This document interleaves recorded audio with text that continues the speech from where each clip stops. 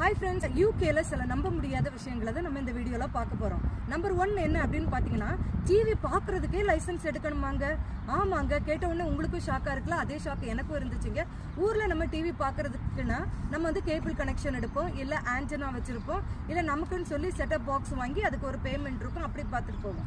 ஆனா இங்க என்னன்னு பாத்தீங்கன்னா, டிவி பார்க்கிறதுக்கே லைசென்ஸ் எடுக்கணும். இந்த லைசென்ஸ் இருந்தாதான் நீங்க வந்து டிவியை பார்க்க முடியும். ஏன் அப்படின்னு கேட்டீங்கன்னா, நம்ம வந்து நிறைய லைவ் சேனல் பார்ப்போம், லைவ் ஸ்போர்ட்ஸ் ஈவெண்ட் பார்ப்போம், கேம்ஸ் விளையாடுறதா இருக்கலாம், கேம்ஸ் பார்க்கறதா இருக்கலாம், லைவ் மேட்சஸ் பார்க்குறோம், இப்படி நிறைய லைவ் ப்ரோக்ராம் பார்க்குறோம்.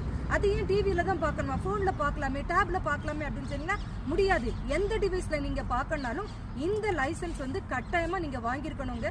ஒருவேளை இந்த லைசென்ஸை வாங்காம நீங்க வந்து லைவா நிறைய சேனல்ஸ் ப்ரோக்ராம்ஸ் பாக்குறீங்க அப்படின்னா நம்ம ரூபாய்க்கு 1 லட்சம் ரூபாய் ஃபைன் கட்ட வேண்டி இருக்கும். ஸோ அதனால இங்க டிவி பார்க்கறதுக்கே லைசென்ஸ் தேவைப்படுது, கட்டாயம் எடுத்துட்டு தான் பார்க்கணும். ரெண்டாவது விஷயம் என்ன அப்படின்னு பாத்தீங்கன்னா, நம்ம வந்து யுனைடெட் கிங்டம்ல இருக்கிறவங்களுக்கு வந்து என்ன சாப்பாடு, பர்கர் பிடிக்குமா இல்ல பிட்சா பிடிக்குமா, இதுவா இது அதுவா அப்படின்னு சொல்லி நமக்கு ஒரு கன்ஃபியூஷனாவே இருக்கும் இல்லையா. ஆனா இவங்களுக்கு பிடிச்ச மோஸ்ட் ஃபேவரட் ஃபுட் என்னன்னு தெரியுமா, சிக்கன் டிக்கா மசாலாங்க. நம்ப முடியல.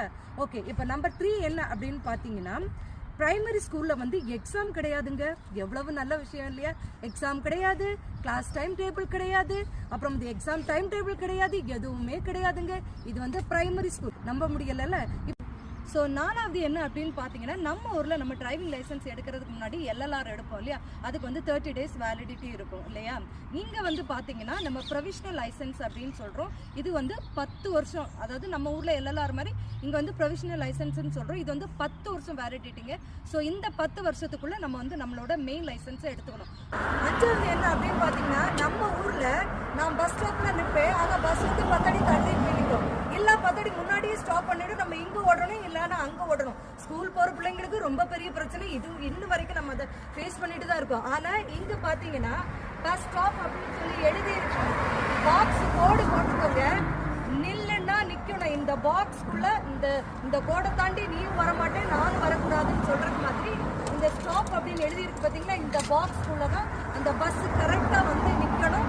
பஸ் நின்றுருக்கும். நம்ம ஒரு மாதிரி அங்கே ஓடுறத இங்கே ஓடுறத இந்த அங்கலாய்ப்பு இல்லை இங்கே. ஸோ இதுதாங்க இங்கே நம்ப முடியாத விஷயமா இருக்குது. நிச்சயமாக உங்களுக்கு இந்த வீடியோ பிடிச்சிருக்குன்னு நினைக்கிறேன். See you guys in next video.